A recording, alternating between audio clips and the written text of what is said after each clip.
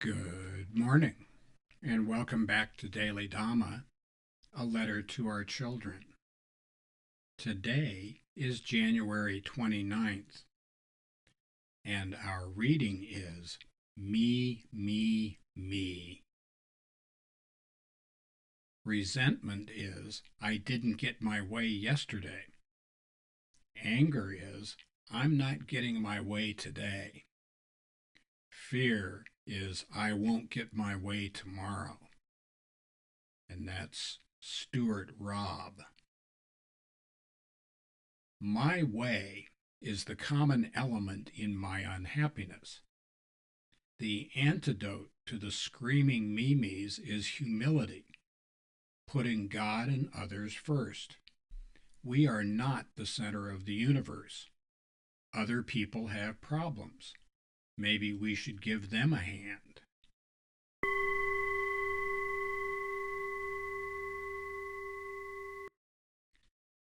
Selfish desires are all too common, and it's an old trope. Krishna, in the Bhagavad Gita, chapter 3, Krishna tells Arjuna that the reason we get wrapped around the axle, there are two reasons. One is selfish desires, and the other is anger. And I'm sure that continues to be the case. Mr.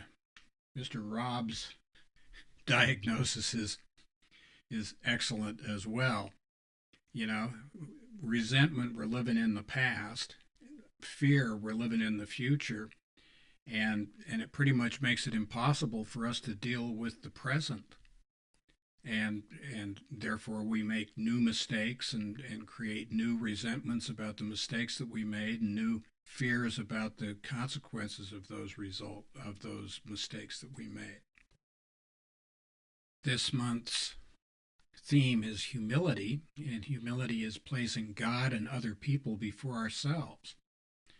And one of the danger signs in that is that we often use rationalization. We all think we're doing right by our own lights, and we tend to listen to that siren call.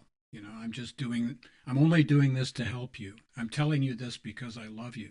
Man, that's some bad news. A lot of times that means grab a helmet and dig in. The idea of putting other people first doesn't come naturally. It's not because we're especially greedy or selfish or ill-willed or anything else. It's just we assume, we make an ass of you and me, we assume that our way of doing it is the right way, the best way, and that if everybody would get on board with that, that'd be okay. As a result, we tend to live in the past with our resentments and live in the future with our fears, which leaves us absolutely no time to make good decisions in the present. Heard it said one time that today is a gift. That's why they call it the present. And as corny as that might sound, we're kind of down with that. If we're not living right now, we're not living. How we do anything is how we do everything. And if we're going to do a slapdash job on today, then that's going to spill over into the future, whether we like it or not. Which reminds me of another really good thing, which is also not original.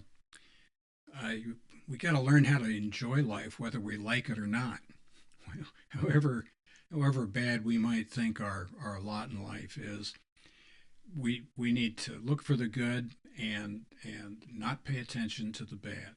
If we're looking for, because we're going to get what we're looking for one way or the other.